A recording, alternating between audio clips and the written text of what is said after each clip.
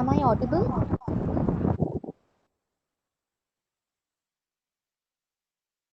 Yes. Participants? Okay. Please mute yourselves. I request please mute yourself because we are so many of us here, and if you unmute, then it will become really difficult for us to conduct this. So please keep yourselves muted, and if possible, keep your videos off as well so that we get a better bandwidth for the speaker.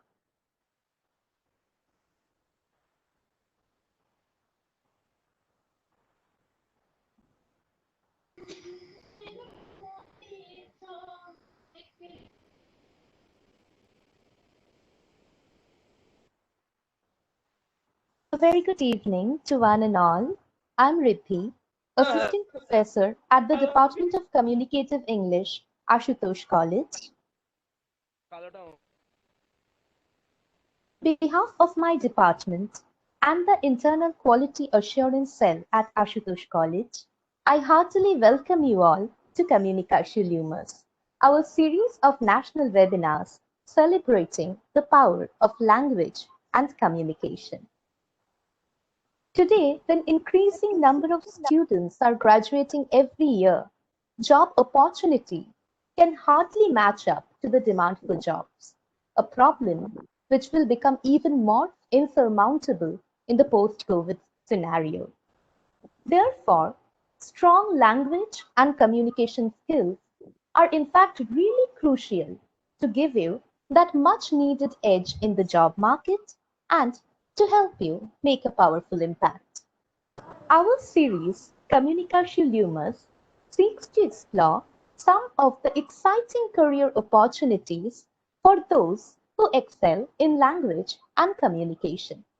I'm delighted to welcome you to the first webinar of our series today, titled Entrepreneurship Basics: Behind the Silver Lining of Funding, Power, People, and Risk. A lot of us want to start something of our own, but very few of us know the way forward. Our today's speaker, Shubhajit Dash, an entrepreneur who's made a niche for his brand, Tasco, in just a span of few years, is here to talk to you about the basics of entrepreneurship and to help you discover some of the secrets that lie behind the silver lining of funding, power, people, and risk. Before we proceed, I request the organizing secretary, Shuroma, to please introduce the speaker in a few words. Over to you, Shuroma. Am I audible? Yeah. Yeah. Thank you, Riddhi. Very good evening to everyone. I am Shuroma, Assistant Professor of Communicative English, Ashutosh College. Today, we are privileged to have with us Shubhajit Dash, CEO, co-founder at Tasco, a BTech in Metallurgical and Materials Engineering from NIT Durgapur. Shubhajit Dash was briefly associated with Grofers as a management trainee, where he was instrumental in setting up warehouse operations in Delhi. He moved on to work with Oyo as project manager, where he led field operations. Along with Animesh Dash, he went on to co-found Tasco, a Hyderabad-based home decor company, which has been trusted by brands like Oyo, Stanza Living, Zolo Stays, and ITC Hotels. At Tasco, he looks into operations and B2B business development. He brings with himself project management capabilities and counts vendor management, client relationship, and business development as some of his primary skills. Being an ardent football lover, he is actively involved in social welfare and has been running a grassroots football development trust along with ex-footballer Amitabh Ghosh, catering to many underprivileged children in his hometown Durgapur. On behalf of our department, I would like to thank you so much, sir, for joining us here today, and we all are really excited to listen to you. Over to you, sir. Thanks, Surama, for the introduction. Hello, everyone. A very good evening to all of you present tonight. My name is Shubhajit, and I have been running an interiors design firm named Tasco, which is operational in Hyderabad and Vizag since the last 3 years, along with my partner Animesh and few other key members and colleagues. I thank you all for joining this webinar today. My special thanks to Pranav for extending me this opportunity and facilitating the same. At the very onset, I would like to tell you that entrepreneurship is a very vast genre in itself, right? And it will take years to understand all the major elements involved in this. While covering all the key elements, not possible in this session today. My objective would be to decode few aspects and demystify few trends that I feel would help going forward in case you plan to start up or even to work for one. Also, I would consider this objective fulfilled if at the end of the session today, you take back some new knowledge with yourself and feel better informed. In case you have any doubts regarding the same, I would request you to kindly note down in a writing pad so that you can ask in the Q&A session after my presentation, and I shall try my best to answer them. So let me take you through the insightful journey of startups.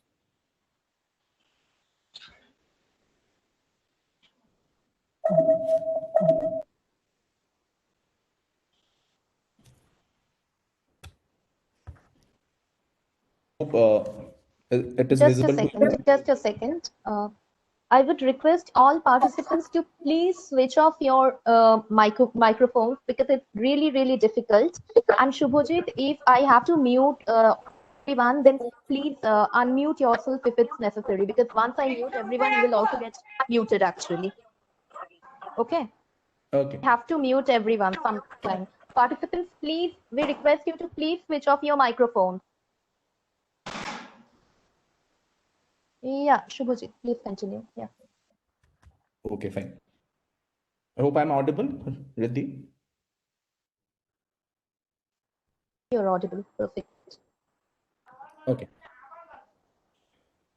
So basically, we all know we have been reading a lot in the print and digital media about startups, their fundraising, their activities, the kind of impact they have been making in the industry. But ideally, what is a startup? Let's decode this.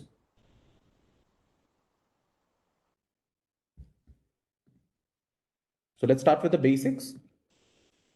So according to the Indian startup governance, a startup is an entity that is younger than 7 years with an annual turnover of less than 25 crores. More importantly, it must be registered in India. So the likes of Flipkart and Byju's, which you all have been seeing over here, basically they would fall under MSMEs, not ideally startups. They are much bigger grown boys. So these are the few facts about Indian startups. After China and USA, India is the third largest ecosystem in the world. Okay, someone is requesting to annotate the shared content. I hope I won't be able to prove you right away. No, please don't. Okay, moving forward, India is the third largest startup ecosystem in the world after China and USA. Based on 2019 data, there were 26 unicorns. A unicorn is a firm in which a startup valuation is more than $1 billion. Also, the latest data we have of is 2018, in which 50,000 startups were registered till date. Also, $26.3 billion were raised in 2018. The top 15 deals made up for 40% of the net deal size, right? And if you take the data of the previous years, almost 2 to 3 startups were registered on an average each day. So these are few of the front runners in India. I think you have seen most of them. The one which you might not be very well aware of might be Udaan. Udaan operates in the B2B segment. They facilitate businesses between merchants and wholesalers. Okay, so now we more or less have an idea what a startup is. Now, suppose you are very enthusiastic about starting a company and working for yourself, right? So what are the key areas you need to focus before you take that leap of faith? I would like to today highlight four important points over here. The first would be the idea. The next would be the people that you hire and work with. The third would be the legalities involved. And the fourth would be the funding aspect. How would you fund the initiative? So let's start with the idea.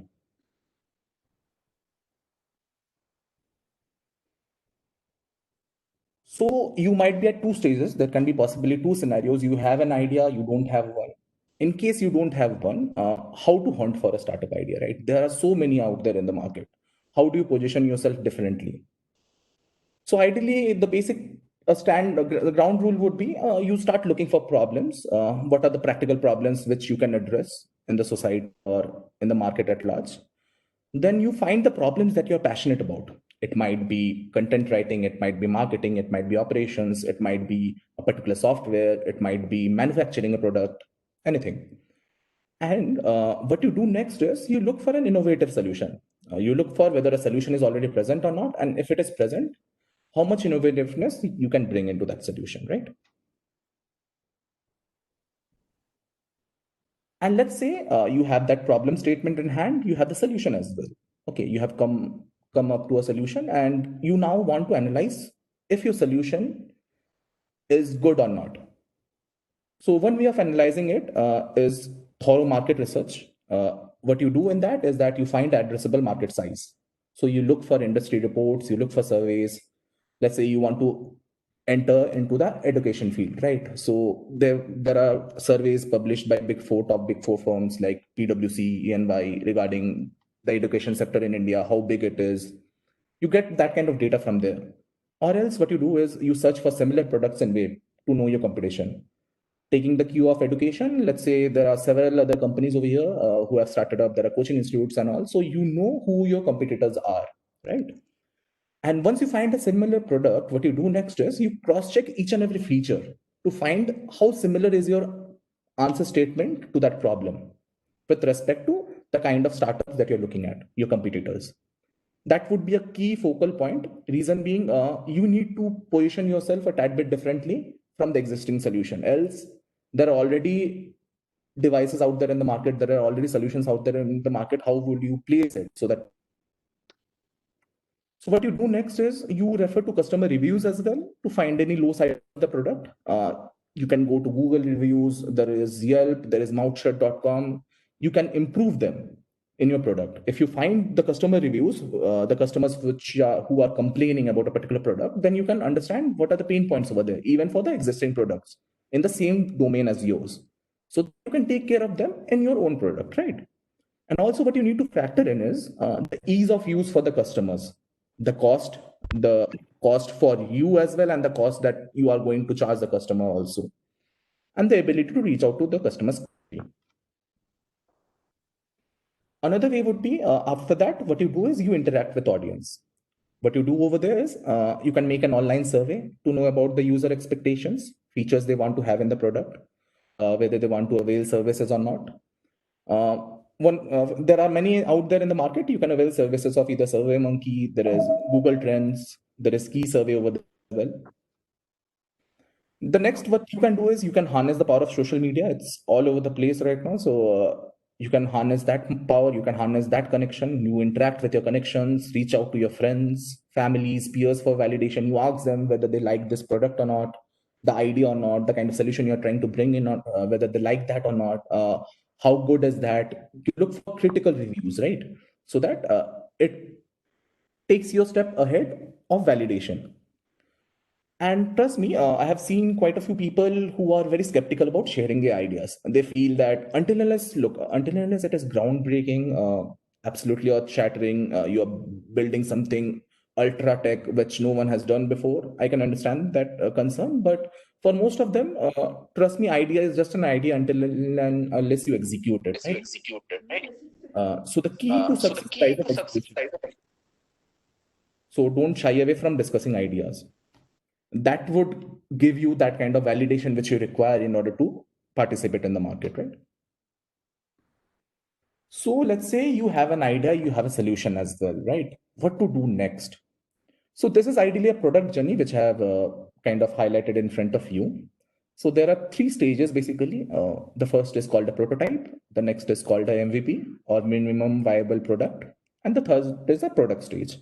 So what is a prototype? The prototype is basically the blueprint of the idea or the solution of the problem statement which you're trying to figure out, right? It's simply on paper, nothing concrete as in a product or a service. The next stage is a MVP. An MVP is basically a minimum viable product. It is a test product which is used by the customers. I will come to it in the next slide. And post that MVP, what happens is that you build a final product based on the customer reviews of the test customers which you have of the test product which you have surveyed. You build a final product in the market with all necessary modification. That is called a product, right? The key element over here is MVP. So before even you launch your product in the market, you need to have a workable MVP, right? And what is that? So MVP is basically the most rudimentary foundation of the solution possible. Suppose you are doing a product, you are manufacturing an item. Okay. Initially, without that branding, without any expense while marketing and all, if you are bringing a product, if you have done a cast, you have got a product, you are spreading it out to your test users for validation. That product is an MVP. So now what will customers do? They will validate the product. They will give you critical reviews of this, that, okay, this part is working, this part is not, you need to change maybe. And on basis of that, on top of that, you will do certain other modifications for you to arrive at the final product, right? So MVP is important. And it should be sufficient enough for early adopters. You can't just half bake something and send it out to your customers just to check. That won't help, right? And it should be something tangible at the end of the day. So again, why is an MVP required? First of all, it saves you time and money. How? Let's say in a product journey, if I'm looking at a solution to a problem statement for which my end product would take, let's say, anywhere between 6 months to 2 years, what I do with an MVP is I cut short the time because I'm just doing a stage next to the prototype, right? And I'm also limiting my audience over there. So it saves you time as well, it saves you money. The next part is that you also get a feeling whether this will work out or not based on the customer reviews. So in case if it doesn't work out, you don't lose out on a lot of time and also money, and it can help you pivot quickly if the product is unsuccessful, right? Also, it will validate, just in case if it is successful, it will help you generate early leads, because those users, those who would be validating, would be more probable of using your product at a later stage when you launch, right? So it will help you generate early leads. And also you will get quick customer feedback. So you don't have to wait till the product cycle is over. You can get a quick customer feedback midway, so that if there are certain modifications required, you can do that. So now your MVP is also ready, just for example. And what you do next is you formulate a B plan. You have got the validation from the customers that, okay, this is working fine. And now you would be launching the product. But before that, you would be needing money as well for that. What you need to do is you need to have a B plan. B plan is basically a business plan. What does it consist of? It consists of your mission statement. What are your end objectives? What is your goal? It consists SWOT analysis. It stands for S for strength, W for weakness, O for opportunities, and T for threat.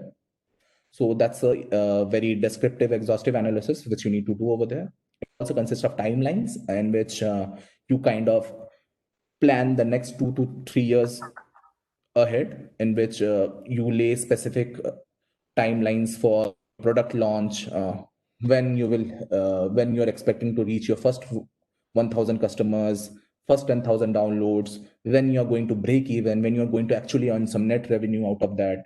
So these are there. Also, it will include your strategy, your team size, what kind of team you require, what kind of competitors you are competing with, along with the finances. Let's say what kind of money you require, and also at what stages, right? Along with the marketing plan. So why formulating a B plan is important before you start off? Because it acts as a master guide for future reference. Whenever you are derailed, you can always refer to the B plan and then again stick to things. Also, all necessary aspects of the business should be documented in general, and hence a B plan. And one of the key reasons for formulating a B plan is that whenever you will go to investors asking for money, it comes very handy during fundraising. And basis of the B plan, you will make pitch decks, because your pitch decks will ideally consist all the major points in which all the major points of the B plan. So your B plan is done. And what you want to do next is you want to name your startup, right? Suppose you're just right out of college and very enthusiastic, and you want to give some funky and cool name to your startup. You end up naming something very, very, let's say you end up naming something which sounds very foolish, but it sounds very cool to you at that point of time. 10 years down the line, when you look back and you start thinking, okay, there is not something which customer would resonate, or even I would resonate at this point of time in my life. So you need to be very prudent while naming your startup. Key points to note is you need to understand the psychology behind the name, and also you need to make it easy to understand. Apart from that, you need to keep the name short. Usually, you can't have names spanning 2 to 3 words, right? And also, even if a word, then maybe make it short. You can have the registered name long, but your product name should be short, ideally. Okay, so we are done with the first segment. So now your things are ready, your B plan is ready, you have got initial traction via an MVP, people have validated your product. What do you do next? You hire people, right, who can work for you. And before you hire people, since I'm considering that you would be the only one starting this idea, doing this thing, you would need a co-founder as well, because you can't run the ship alone. So you would need someone equally invested in your idea, so that you both can sail the ship together. So now, how to get a great co-founder? I've tried listing down key attributes. There would be many more, I'm sure. So the primary one would be trust. Okay. So since the journey is long and tiring, you have to find someone whom you can trust with your life. It's not that easy, and it doesn't happen in a single sitting or two. So even if you meet someone for a day or two, and then you decide, okay, this is the person I want him to be a co-founder, him or her to be a co-founder, then ideally you might be going down the wrong path. So my suggestion would be have multiple meetings, get few background checks done, get few things validated, then you will have better clarity. And doing this is important because this factor might turn out to be very counterproductive later when your company is actually growing and there are many people involved and many investors sitting on top of your head, right? Asking for answers. So then if you have a co-founder conflict, that would mess things seriously. Also, one of the key traits which you need to consider while choosing co-founder would be skill set. You need to look for complementary skill sets in your co-founder. This will cut the redundancy, ensure optimal effort, and combined skill set would benefit the startup at the end of the day. Well, I can't stress more on this honesty point, because if things go wrong, terribly wrong, this can completely turn the boat upside. So it is one of the key aspects that will define the success of your startup. It can save you from many anxious moments and unnecessary headache if this factor is rightly judged and addressed in the beginning. So take references, as I've already told. Meet the person quite a few times before you come to a judgment. And personality, it should kind of have more or less the same frequency as that of yours. It should have the same match, more or less, maybe a 70-80% match, because then for each and every decision, what happens is that you don't have to spend so much of time convincing your co-founder, right? You would be mostly on the same page until unless there are key differences with respect to operations or with respect to certain ideologies. That's different. But in major day-to-day work, you don't have to struggle a lot. Okay, so actually many of them co-found with their friends, right? So how cool is that? While in college, you might think, okay, we are great buddies, let's start a company together. That sounds very exciting, just right out of college. There are upsides as well as downsides also. So let me point out the downsides initially. So there would be issues with responsibility over time. If you are not documenting the co-founder agreement properly, you will have issues over time. The primary issue which comes up is with respect to money and commitment matters. Since these are not taken very seriously in the beginning, you think, okay, he or she is my friend, we can deal about money stuffs later, we can deal about shareholding later, we can deal about commitment later. That's when you're making a mistake. Once it starts growing up and once you see that there is less commitment on the other side, then actually you're stuck. So you need to iron this out initially to save you a lot of headache later. Okay. And also there are chances of potential fallout in later stages. Fine. So the few of the upsides would be you would have good understanding. So initially starting the company and gaining traction and momentum won't be a problem, right? And there would be more flexibility since you would be personally connected as well, apart from professional commitments. Things would be taken care of initially when, let's say, if you fall sick, he or she is putting the effort over there. Sometimes you are putting the effort over there. So that would be there. Okay. So let's say you have zeroed down on a co-founder. Now what you need to do is you need to build a team, right? You need to take people, you need to take complementary skill sets who can run your company. And how do you do that? You identify the main tools needed for the startup to run, apart from your and your co-founder skill set, because you would always need complementary skill sets. If you all have kind of the same subset over there with respect to skills, it won't help that much. You would need subject matter experts on in your company to run that. Okay, so what you do, you build a list of key persons you want to have, keeping in mind your budget. Also, what happens initially is that you need to get a sanity check done on the market value for various tools available in your domain.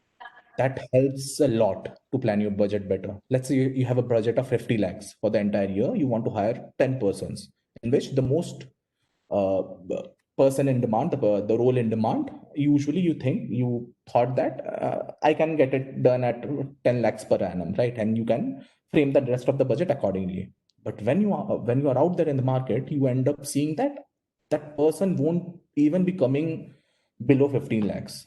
So you are anyway short of 5 lakhs over there. So then again, you have to adjust.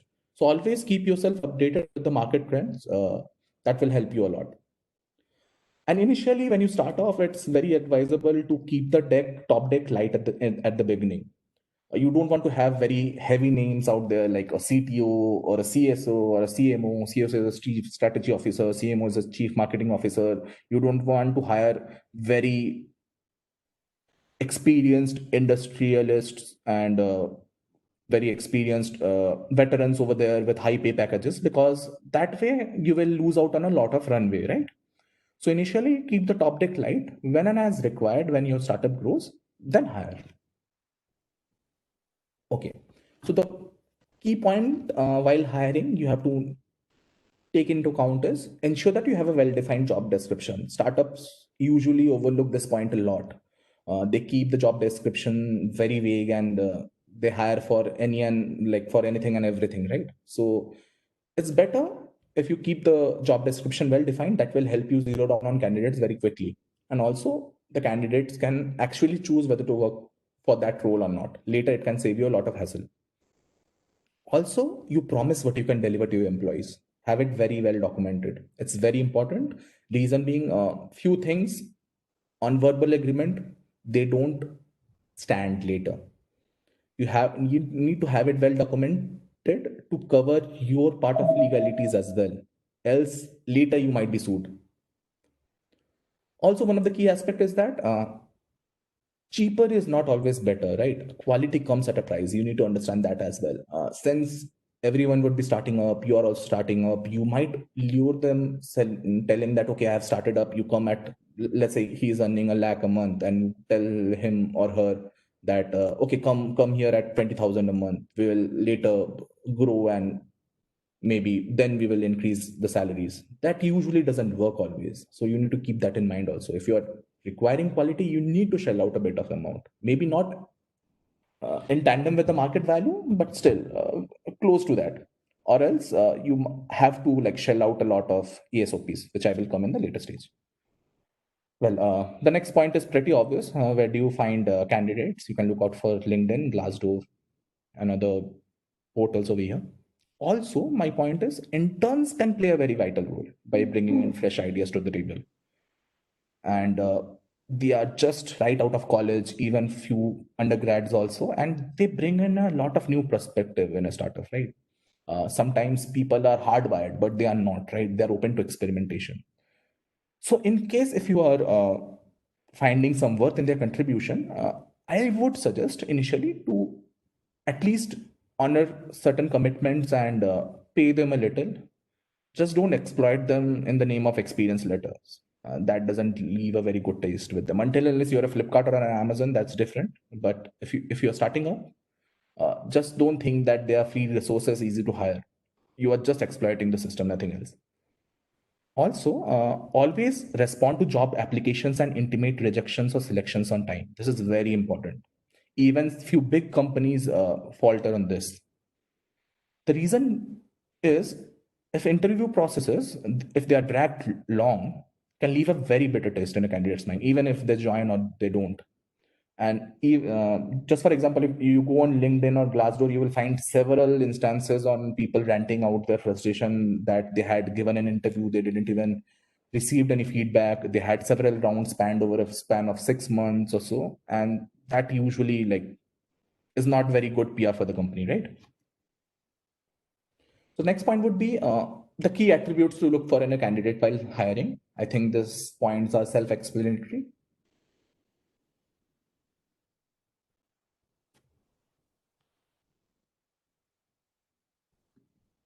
Okay.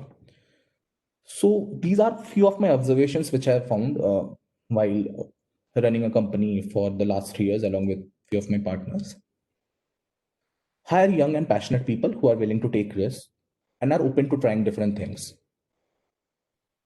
And also relevant background, until and unless it's a very technical or niche role, relevant background doesn't matter. If people are smart enough, they will find a way to learn it quickly and do it. All you need are logical people who are empathetic and committed to your idea that will drive your boat. So always don't have this stigma in mind that okay, I need to have experienced people only, then only things will move forward. Until unless it is a very niche role, relevant background doesn't matter usually. Okay, and also once hired, you encourage them to take risk because that's how you initiated the startup, right? You took a risk.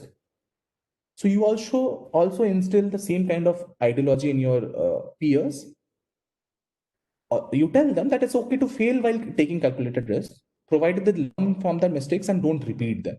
That's important. Repeating mistakes is something which you need to take seriously, but if they're committing mistakes for the first time, be a little empathetic. Okay. So this is one of the DNAs of your company. This would be one of the DNAs of your company. And your company culture will define you, how successful you will be going forward and how to build one, right? So there are 4 points which I will stress on. The first would be you need to clarify the mission because there would be many employees coming from various backgrounds and having different views and perspectives. So making alignment and taking them on the same page is very important so that they feel empowered and motivated to achieve the end objective. Also, you need to value employee feedback. Even for big startups and firms, they at times don't do, and that's where people leave. If you are not, if your employees don't feel being valued enough, they usually end up leaving the company. So you need to be open to employee feedback and taking constructive action on it. And it's very important that that will drive the growth in a startup and ensure it stays healthy, right? And also, you know that no one likes an autocrat, right? You don't want to end up being an autocratic company. The third point would be you need to treat your employees like your customers. All I'm stressing over here is that you take care of your employees, they will take care of the clients. And if you follow this motto, trust me, you will never have to spend sleepless nights on client complaints. If you ensure that your employees are well paid, well taken care of, they will ensure that the clients are happy. That's your end objective, right? Making the clients happy. And while you implement this culture, you also have to follow that right from the top because the company culture will trickle down from the top only. It will not come from the bottom, right? So always ensure you and your co-founders follow it, your executives follow it, so that it is resonant everywhere. And from time to time, revisit key areas for reform. Okay, so now you have hired people. Few points which you need to take care of. We will come to the legalities now. Okay, so how do you register your startup? There are few ownership models over here. What I will stress over today is the private limited company, because rest other, it's very tough raising funding because there are lesser compliances involved, and then again there are other hassle also which a multinational firm doesn't want to get into. So private limited is the most preferred investment criteria by firms, and there are lots of compliances involved. And it comes with many benefits from government in terms of startup schemes as well. So ensure while you register your startup, you register as a private limited only. LLP, proprietorship, partnership doesn't go well if you are planning to make it big with funding from external investors. If you're self-funded, then that's well enough. But later, if you want to register for an IPO, you always have to get into private limited company mode. Okay, so this is one of the key AI areas which you need to stress on. Suppose you have a problem in hand, you have a solution, and you find that the solution is really very unique, which hasn't been tried and tested ever in the market. And you think that this is something which can be your intellectual property, right? So what you do, you contact a very good IPR lawyer to get your IPR filed. And while doing so, you will find that every corporate lawyer, they seem to be all over the place. They will make you feel that they know everything. So what I will suggest you is that don't jump at the very first meeting. Have subsequent meetings and then decide so that you can have better clarity on whom to select, right? And Indian startup scenario for IP, intellectual property, is a tad bit different. Okay, there are many nuances involved, there are many complications. So it's better you consult a proper IPR lawyer for that. Because your IPR is filed, let's say you file a patent, if your patent is filed, that will increase your startup valuation by many fold. Because that is a key element, key unique element which others can't replicate. Others can't replicate your model if it is patented, at least for the first few years. So always ensure if you have that kind of uniqueness in the solution, get the IPR filed. Okay. This is one of the most overlooked subjects, that is co-founder agreement. That leads to a lot of complexities in future. So whenever you are dealing with your co-founder, whenever you are making them come on board to your startup, you need to get a co-founder agreement documented. This is one of the key matrices also for which private equity, venture capitals, and angels stress during due diligence. And if not properly documented, you can lose out on a potential funding round. So what do you document in a co-founder agreement? There are primarily 4 elements which you would like to mention over there. The first would be the equity ownership. Let's say once your co-founder joins, he would obviously want some stake in the startup, right? He would also want some ownership. So you would have to sell out few of your shares to him. And while doing that, you need to keep it properly documented. Reason being, it defines the initial allotment of equity and also the subsequent vesting period. What is a vesting period? Let's say I give my co-founder a 10% stake, but not at the very time he joins. I spread it out. I spread it out for 3 years. I tell him that, okay, if you're joining, your entire 10% will get vested after 3 years. So that even if he lives, even if he leaves the company at the very second month, you have a lot of stake with you. You're not losing out on that. And if let's say the co-founder agreement is not done and he runs away with that stake, you are in a limbo, right? Also, it will document few deliverables as well, so that your boundaries are clear on the primary roles and responsibilities. And in case of breach of contract, these things should also be documented in case, let's say, if your co-founder is found doing a fraud, what to do then? You need to forfeit all the shares which you have given to him, irrespective of the vesting period is done. Also, it will also document whether your co-founder leaves during in the middle of a vesting period, what to do then, and what to do about underperformance. Let's say later you found out that you are working 12 hours a day and your co-founder is just making 4 and giving you random excuses. What to do then? So you need to list it out pretty clearly. It's very important. Later, you might have to deal with a lot of unnecessary headache if the co-founder agreement is not documented. So these are the few legal mistakes that can hurt your startup.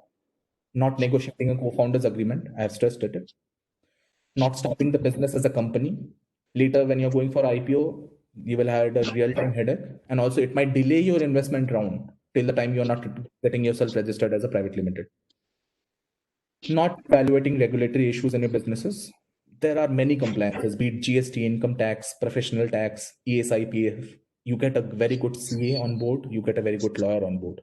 They can make or break your startup. Also, not drafting proper vendor or client agreement can hurt you big time.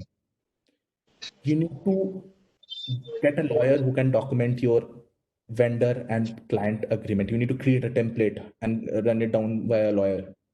Reason being, later, if there are payment issues, if there are quality issues, they might go for a litigation against you as well. You need to protect your interests. So drafting a proper vendor client agreement is really very important.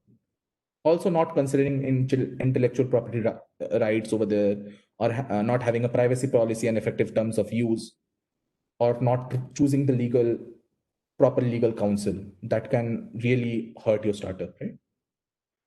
So more or less, we have covered the legal issues. We'll now move on to the money matters, right? This is where the real game begins.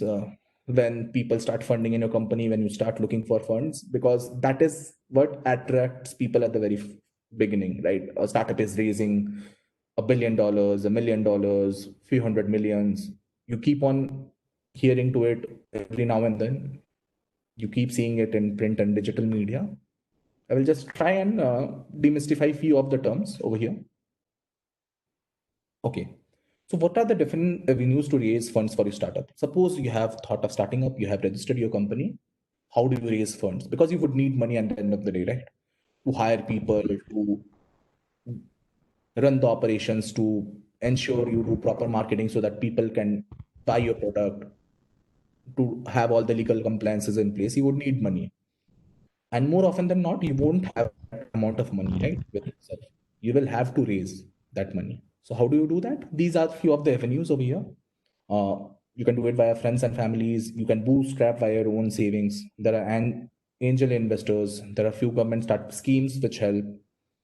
In the later part, venture capitals and private equity comes into play. There are few incubators and accelerators as well. And also you can look out for bank loans or crowdfunding, right? One of the key elements which I would like to discuss over here is what is the difference between a bank loan? Why do people don't go for a bank loan initially and go for angel investors or incubators or accelerators? Bank loans are terribly not in favor of startups at the very beginning, until unless you are running profitably for few months or for few years, or you have good enough cash flow, your cash balance statement is really good, then only banks usually fund. And they fund a very paltry amount and the interest rates are high. What venture capitalists do is they back on the team and the idea, right? The difference between venture capitals and bank is via venture capital, you can get quick money, but then again, you have to give certain stake to your investors, right? You lose a part of your company. For banks, it's hard to get money, but then it's relatively easy once you get the money, because then you are not parting a stake with the bank, right? Entire stake is yours. Okay. This is a typical stage of these are typical stages of startup funding. Don't go with the valuation part. These are just examples. Usually what happens is that you have certain stages in which, let's say, your business plan is documented, you have an MVP done, your concept is done. At that point of time, usually those are funded by families and friends, right? Or a few angels. And typically valuation sets around a maximum a million, right? So taking that money, once you develop the technology over there, you reach out to angels and seed venture capitals. There, the valuation anywhere ranges between 1 to 5 million. Also, to very frank enough, these numbers can go to any extent depending on the kind of product that you have. So this is just an example. Once the technology is developed, once you have initial customer traction, you go to seed VCs and Series A VC, and the valuation stands over here. Once you have scaling and adoption, once you are reaching out to a lot of customers, right, then you go for other rounds, B, C, and D. Even few of them go for E and F also. Also, you need to understand that once a person is investing in a company, he or she needs a return as well, right? So there are certain time period and for which they are vested in a company. And what kind of avenues you are looking at to give them returns? You either do an IPO or you exit via strategic sale to a competitor, to a acquirer. That way, you cover your investors also. Okay, these are few of the key players in Indian startup VC ecosystem. I think you have heard names of few. I'll just move on to the next slide. Okay, so what do investors look for a startup? Suppose when you are going to launch, what do they look? First of all, it would be your objective and problem solving. What kind of unique product you are developing? How is it different from the rest? That is of prime importance. Also, if you understand, initially, since you won't have a product ready, right? You won't have a product ready. You have to build an MVP. You have not even reached out to the entire market. Investors bank upon the management team. They bank upon the credibility of the management team, which includes the founders, co-founders, and the key executives which you have hired. Right. So the background, the experience, and the skill set would come into play. They will consider this is one of the main points which they will consider while funding. Also, the market landscape is there. What is the market size? What is the obtainable market share? What is the forecasted growth that you have shown? That would come into play. Also, the government policy.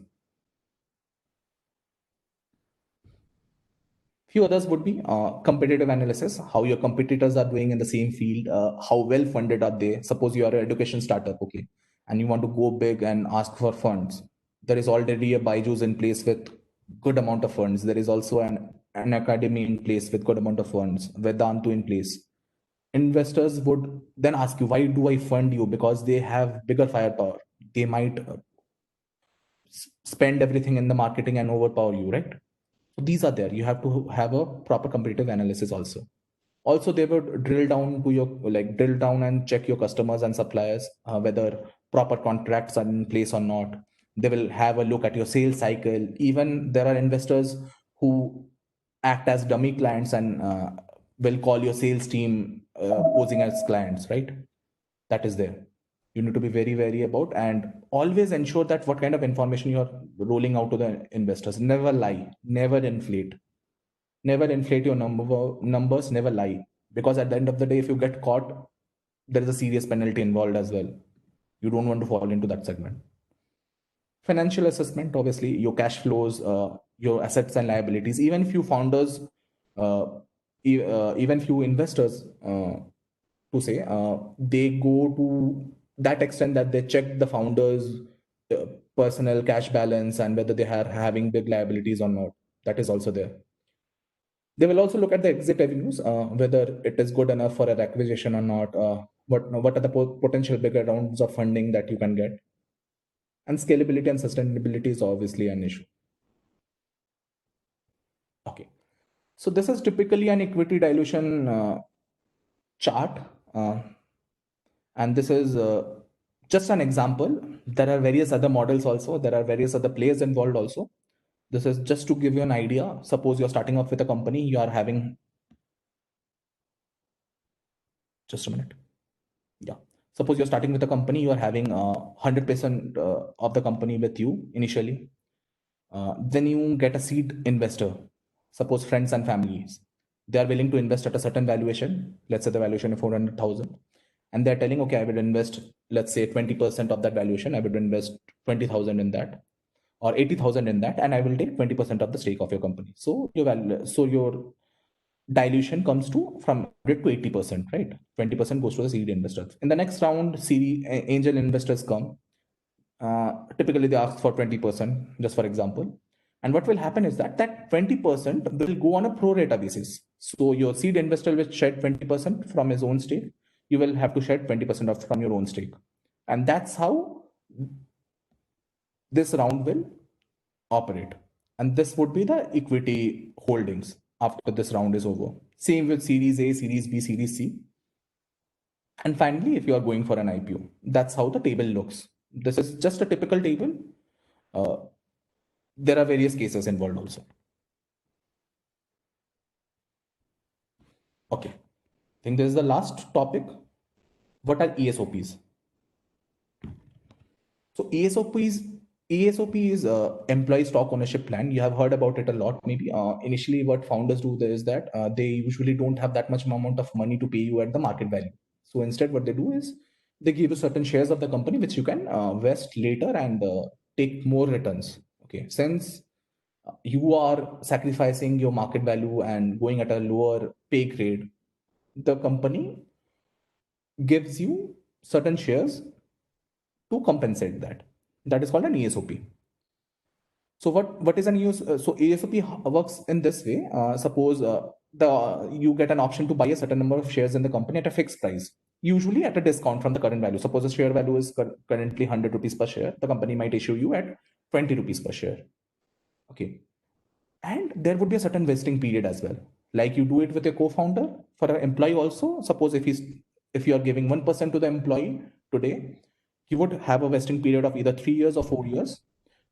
Usually it realizes this way. For 1%, 20% of it would realize at the end of first year, 30% at the end of second year, 50% at the end of third year.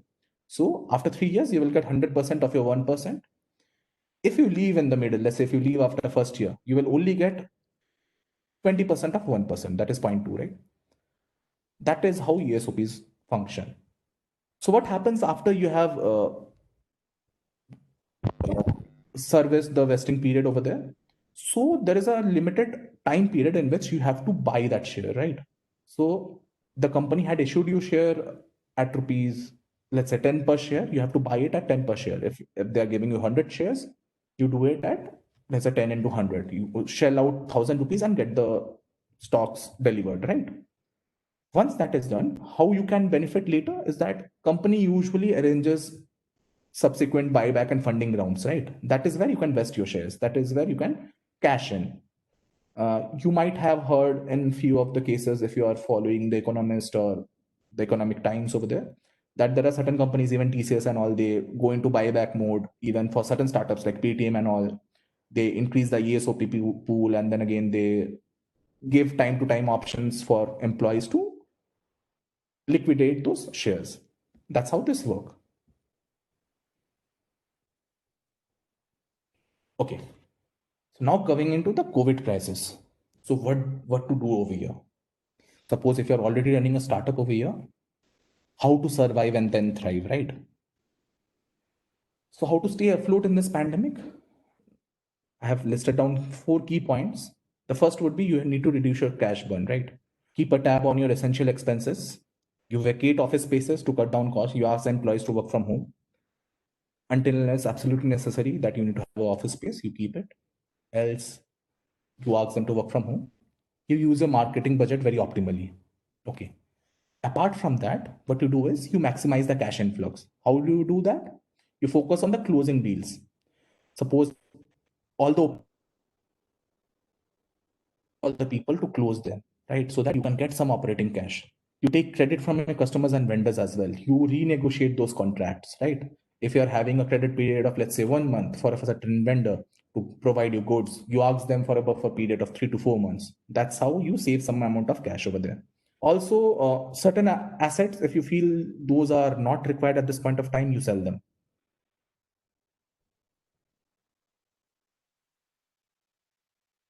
look for bridge round of funding in which they can infuse in some cash to see you through this pandemic, or else you check for bank loans. There are certain startup schemes of them also which are giving at a reduced interest rate.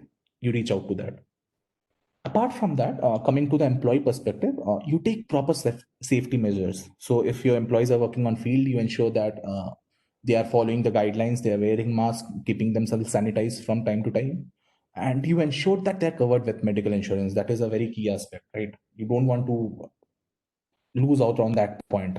That can play a very big role. And apart from that, what you do is the last option would be to optimize employee payroll and count. Suppose you defer a part of your salary component until the situation is normal. You tell your employees that, look, this is a situation, certain cash is stuck somewhere, we are not able to get business like pre-COVID times. So we are deferring a part of your salary component, right?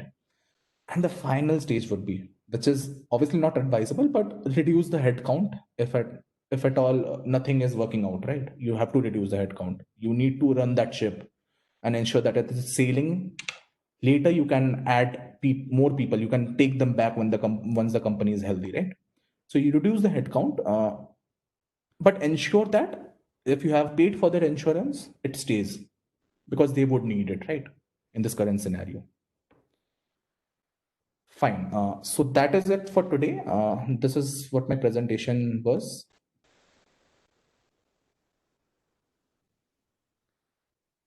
Thanks and all the best for your future endeavors. If you have any queries, do reach out to me on LinkedIn. You can search for my name, Shubhajit Das, and you can, along with that, you mention Tasco, my company name. I would be more than happy to help if you have any queries. And we would be opening for Q&A sessions. I think Surama would be moderating that. Thanks a lot.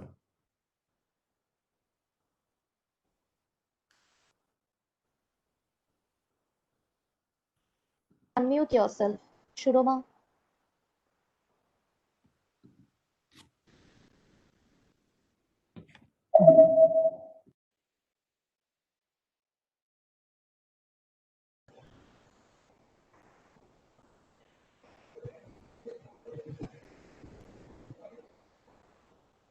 Shuroma, you are not audible.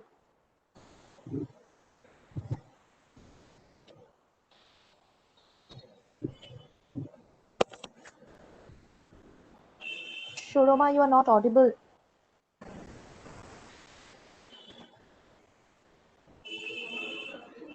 Also, just to inform all the participants over here, so I would be sending the deck to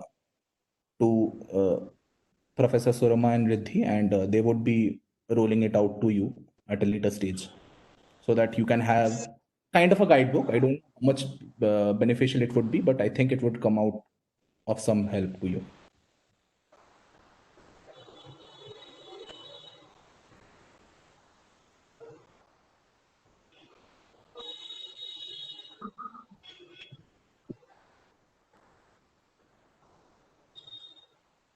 Shuroma, you're not audible.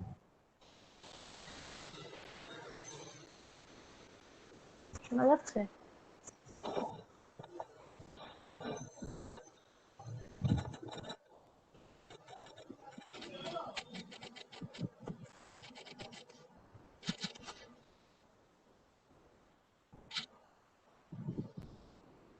Shuroma, you are not audible.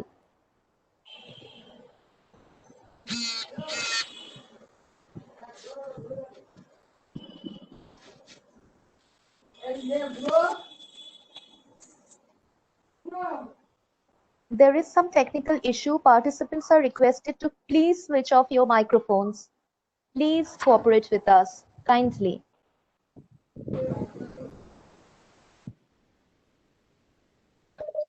Am I audible now? Yeah. Thank you, Shubhajit, for such an enriching talk. And Shuroma, your volume is really low. okay, just a minute.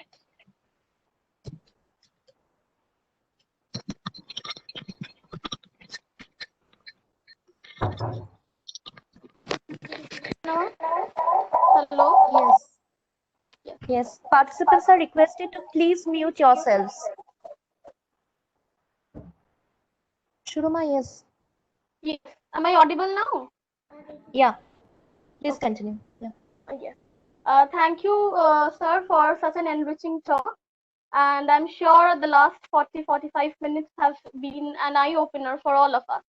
Now, there are some questions which have been posted by our participants in the chat box. So one participant have asked, after 2020, especially after this pandemic situation, what will be the future of startup scenario? Do you think will it get affected by this pandemic?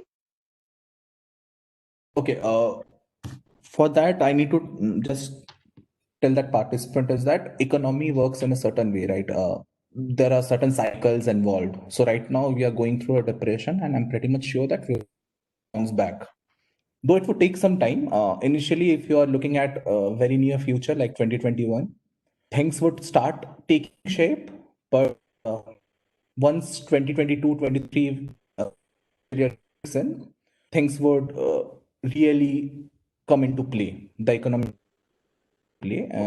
And I think if you are starting up, if you have that kind of idea, I would suggest take the market volatility and the market sentiment into account as well. Just because you are emotional and you want to don't take decisions in haste. Okay. The next question is, how helpful is crowdfunding these days? Because a lot of people are opting for crowdfunding. So, how helpful it is? What is your opinion? Okay. So crowdfunding in India with respect to startup is not that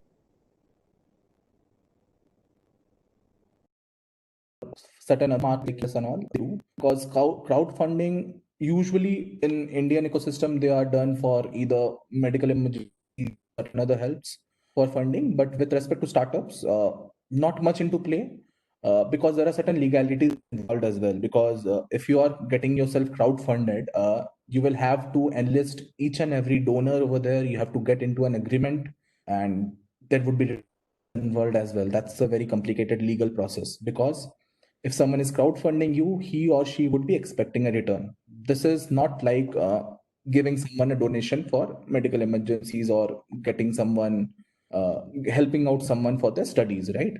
So yeah, it is it should take in a year or two maybe post this scenario, but I think it's still in its very funding for startups. Thank you. The next question is, how did you get your idea of or concept for this business, and how do you advertise for your company? Okay, so there are 2 points. First, getting the idea. Just to give you an how I ended up in this field. So initially, I was working with OYO Rooms. Animesh, my co-founder and CEO, so he had already started with the idea of Tasco. It was more of a home service-based company back then. Clap. So I was contemplating whether to start up or not, whether to look out for other revenues or not. That's where we met.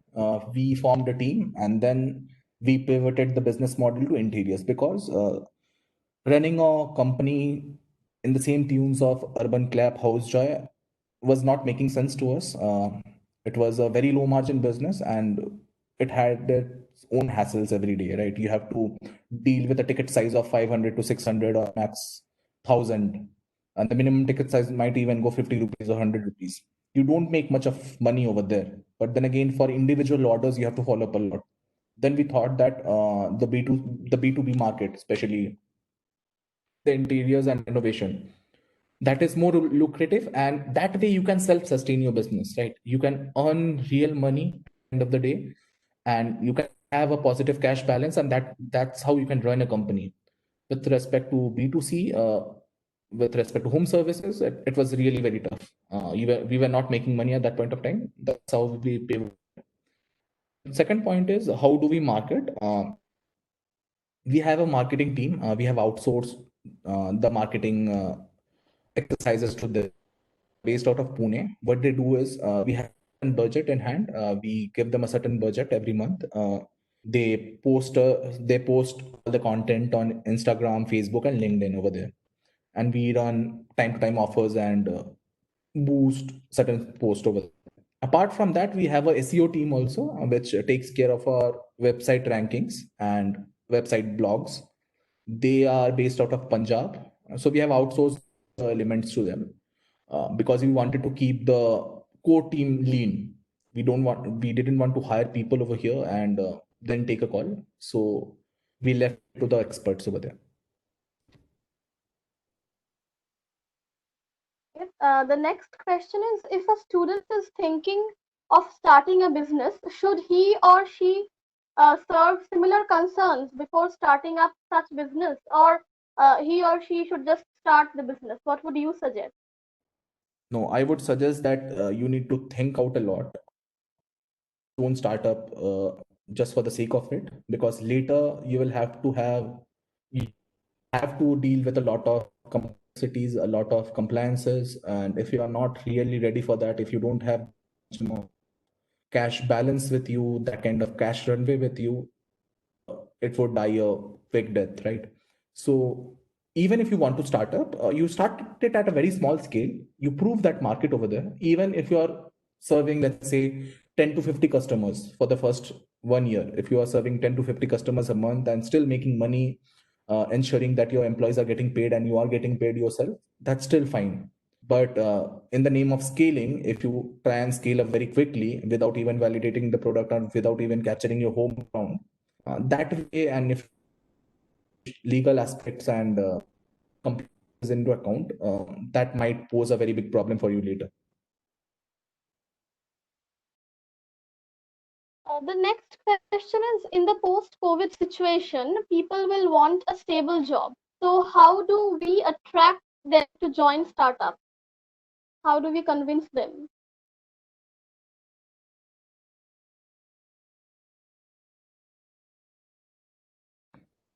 Okay, can you just repeat the question? I think initially I was not able to hear the sound. So in the post-COVID situation, people will want a stable job. So how do we convince them to join startup? Okay, to answer that, I think you look out for people willing to take risk, as simple as that. Because initially, what you will have is only an idea. That's where people will come and validate your motivation and your idea and gauge the potential of a startup, right? So if your idea is interesting enough, if you have that firepower, I think negotiation is also a very big element in which you need to convince people. So if you are able to convince your two people out, it gets easier while convincing investors also. But yeah, having said that, look out for fields, or maybe initially what you can do is start with a people or two, start with your friends, start with solo, maybe gain some traction, show that this market is really taking shape and this is a big market in which you can thrive. There should be few key elements for you to pitch to him or her, right? You just can't come up with an idea and say join my startup. That usually, until unless the person knows you very well, that usually doesn't work out.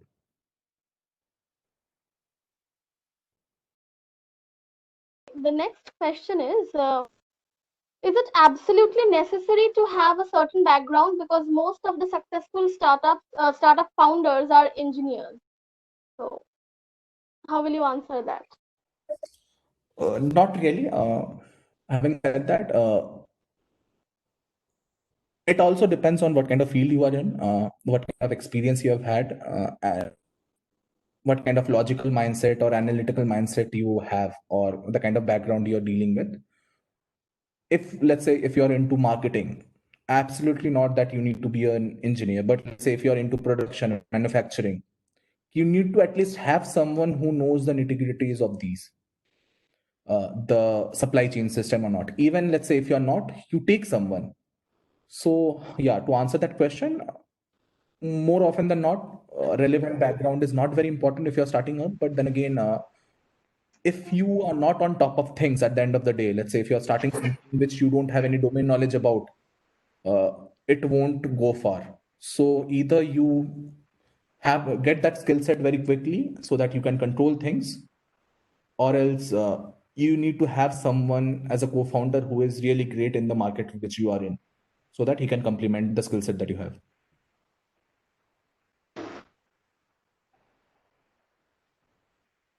What are the basic elements for interior designing, interior design startup? So home decor, basic elements to start a company. Okay. Well, what I would understand from this question is that what are the major elements which you need to consider while venturing into interior designing firms, right? Yes. The space. So one is your idea about how this industry runs. At least you need to have either relevant knowledge of design, how design works, how they are done, or at least with respect to operations, how you can carry out operations. Apart from that, you need to have a very well market research done, whether what works, what doesn't. Let's say, who are your high paying clients, who are your low paying clients, which kind of domain you want to, which kind of region specifically you want to enter into. Let's say you want to launch in Kolkata, you want to launch in Mumbai, you want in Hyderabad, you want to launch in Bangalore. That is of prime importance because user sentiments varies from geography to geography as well. A person who is staying in Bangalore, mostly doing IT job, he or she might be able to pay a bit of premium because they would be busy most of the time, right? But if you are doing in a tier 2 city, just for example, or tier 2 town or tier 3 town, there people do have at times enough time for themselves so that they can supervise the entire works all by themselves, so they won't be able to pay you much, right? You won't be able to make a premium out of that. So geography is always having such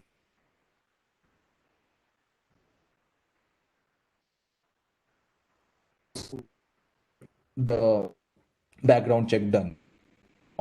Time to get into it. Is it completely service based? Is it completely design based? Turnkey project, pick up entire projects right from designing till, or you are a marketplace in which you are aggregating all the other players in your domain. So you need to chalk that out as also.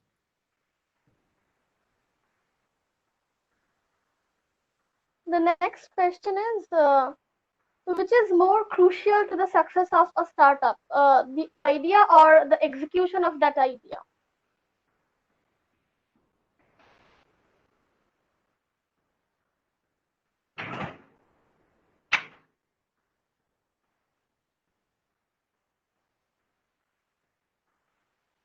I think there is a technical glitch. Please, all of you, yes. Uh, Please, please wait. Please wait. We request our participants to please bear with us a little patiently because I think the speaker has some technical issues. Yes. Kindly wait and please switch off Please your have microphone. patience.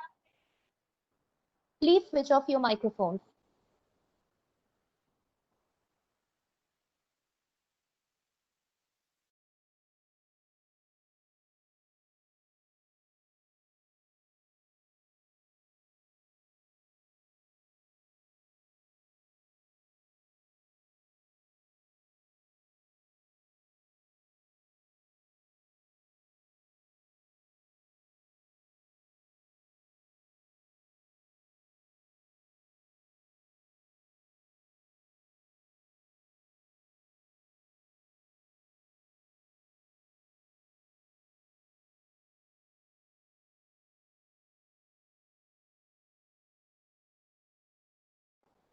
Yeah, Shubhajit, am I audible?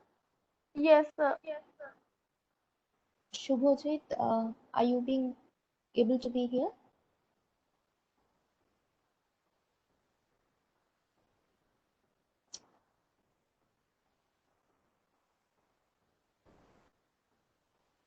We've already provided you the feedback link in the chat. So those of you who want to leave, you can leave. For the rest of you, please, we request you to kindly stay back for the for the question answer session. Okay, Am I so audible? our speaker is back with us. Yeah. Shubhajit, please. Yeah. Okay, sorry, I lost track of that question. Can you repeat that again?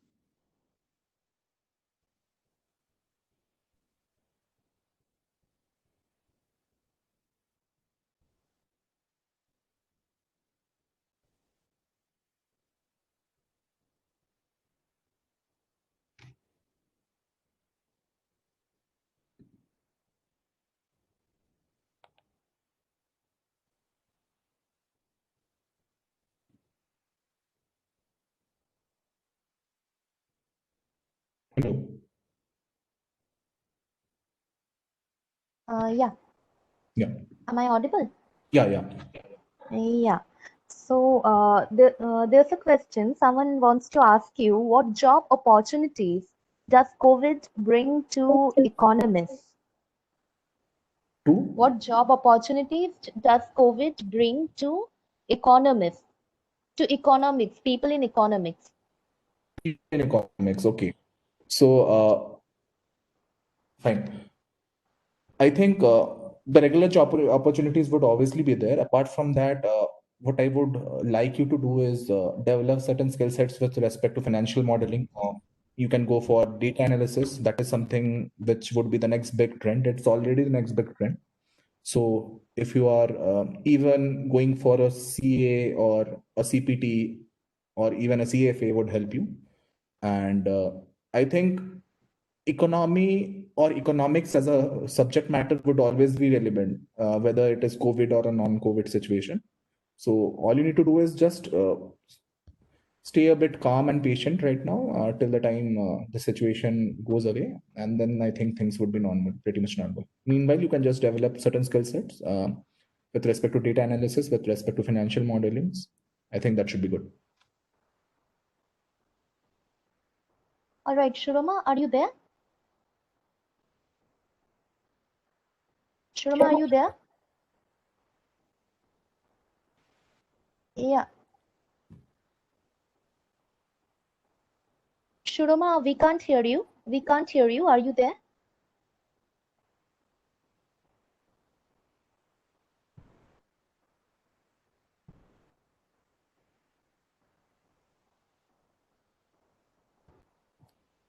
Yeah.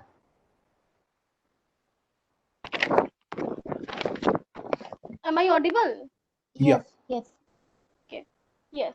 The next question is just a minute. What is the most difficult problem you have solved as an entrepreneur? Sarma, can you repeat the question, please? What is the most difficult problem that you have faced as an entrepreneur and you have solved that? Okay, so the most difficult thing which I've faced till now is managing customer expectations, right? It can range from zero to infinity at times. Usually, since I'm in the services industry, my firm is in the services industry. What happens usually at times is that while most of the customers are good, there are few customers which try and take advantage of the situation, right? Once your job is done, they might come out and say, okay, I'm not liking it and all. Usually what you do is, just for example, I'm giving you a typical journey of a food delivery platform, let's say Swiggy. You go to Swiggy, you order food, you have your food, and later you think, okay, I'm not going to pay for it. Let me ask for a refund. Okay, and then you go to the customer care and start complaining that, okay, I'm not liking this. I have got less amount of food. This is not what I expected, and you get a refund, right? This happens in the services industry as well. So yeah, facing like delivering customer expectations at times are really very painful. Yeah. Question is, how are angel investors different from incubators? Okay. So angel investors, they are usually a group of people which come into the picture once you have developed an MVP, right? Once, or either they back during the ideation stage as well. But incubators are platforms. Uh, they also have angel investors on board, but what they do is it is at the idea stage. Suppose you have an idea, you go to an incubator. What they will do is they will ask your entire team to come down to over there. The duration can range from a week to few months, and then they will help you grow that idea to develop a proper model, to develop a product. They will help you grow. So incubators are known for this, and later, and in the final stages, they will connect you with angel investors. What incubators do during that time, they give you a platform, and in return they ask for a minimum stake in your company, let's say 3 to 4% or 5 to 6%. So incubator is a platform. Angel investors are people who have money, who invest. Incubators, gives you the platform. They give you the platform in which angel investors can come at times. Apart from that, you can directly reach out to angel investors as well. So that's not a problem. The next question is, can we begin a service? Can we begin a startup which is completely online? Is that possible? It again depends. What your services are. Since it is with respect to service, suppose if it is content marketing, you can obviously do. But if there are proper groundwork is involved, then obviously on online you can manage the customer order journey, but there should be someone on ground to tackle those things up to deliver it to the end client, right? So there are many service-based companies who are working online. They can be content writing startups. They can be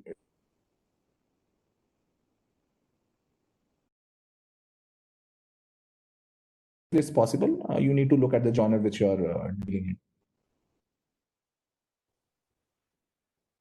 The next question is,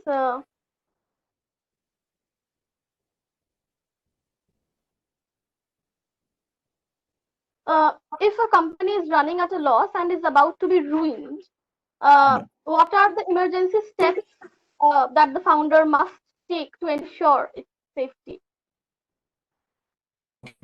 So the question contradicts the if a company is running into loss and is just going to get ruined, what you can do basically to mitigate that kind of situation, right?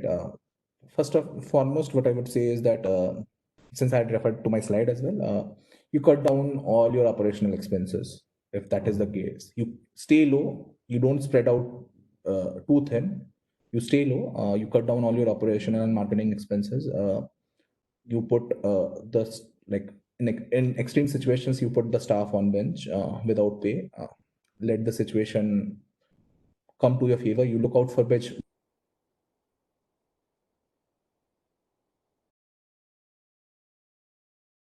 that is totally dependent on how you go and convince the investors. Apart from that, you look out for a bank loan. More often than not, you would not get it until unless there are certain startup schemes you are applying for. And yeah, that's pretty much it. You need to stay low, as simple as that. You need to cut down your losses. You need to cut down your burn. All unnecessary spending, you need to cut it down and just look money for you. Question is sole proprietorship a better option or a partnership while thinking of a startup? So which one is better, partnership or sole proprietorship? It again depends. If you have enough cash in your bank and you want to run the entire show yourself, I think sole proprietorship is fine, in which there are lesser compliances involved. And if you're not looking at raising funding for your startup in the near future or even few years down the line, if you are self-sustaining right from the beginning, that completely works. In fact, there are many small MSMEs or even small startups or small organizations which run in that model. For partnership, there are a few compliances, but then again, it also depends whom are you partnering with. Okay, thanks a lot. Our participants have a lot of questions, but we have been able to answer only some of them due to paucity of time. With the basics of entrepreneurship spelled out for us, I hope we all would be able to find our own paths ahead. Now, before we sign off, I would like to request my colleague, the convener, Riddhi, to please give the vote of thanks. Over to you, Riddhi. Okay. Am I audible? On behalf of the entire organizing committee, first and foremost, I would like to thank you so much, Shubhajit, for doing this with us. I mean, you have such a hectic schedule. Thank you so much for joining us here today, for finding the time. We are really very, very grateful to you. Even the participants, they have put in such wonderful comments for you. They felt that it's a really, really helpful webinar. So thank you so much. Secondly, I would just like to thank our college authorities, Vice Principal, Bursar, IQAC Coordinator, teachers, staff, and students of Ashutosh College who have supported us in our venture. Thank you all so much. All my love to my children, my student volunteers who've really worked so hard to make this possible. Thank you, kids. And above all, a very big thank you to each and everyone in the audience, because your active participation and overwhelming response has really made us feel very blessed. Thank you so very much. Before we sign off, I would just want you to note that the link for the feedback form is being repeatedly posted on the chat box. Please do not forget to click on that link and fill in the feedback form, because filling that in is mandatory for certification. So we would be mailing you your certificates in 2 or 3 weeks. Please give us some time, because you know we have this entire series right now going on. Also, the speaker has kindly allowed us to share his PPT, his deck basically in the form of a PDF with all of you, which means that we would be sending that to you also within a span of 1 month, hopefully. Take care. Some of you would be joining us for our upcoming webinars. And the rest of you, I hope you had a lovely learning experience with us. Thank you so very much. Bye-bye. Thank you, Riddhi. Thank you. Sudasturam. Guys, this was Thank really you.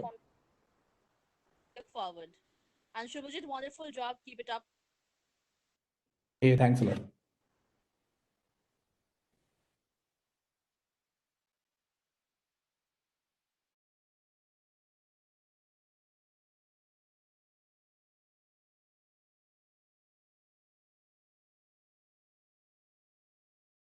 Thank you so much.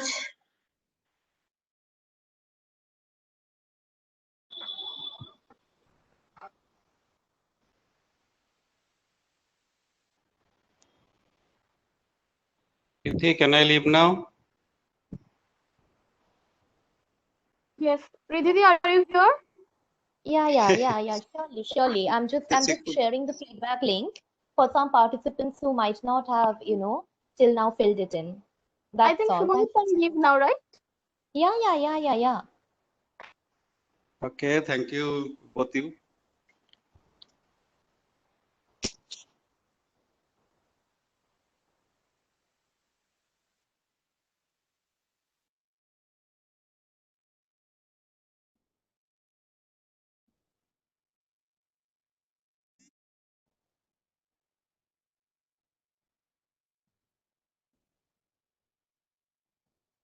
We are ending the meeting. Thank you so much.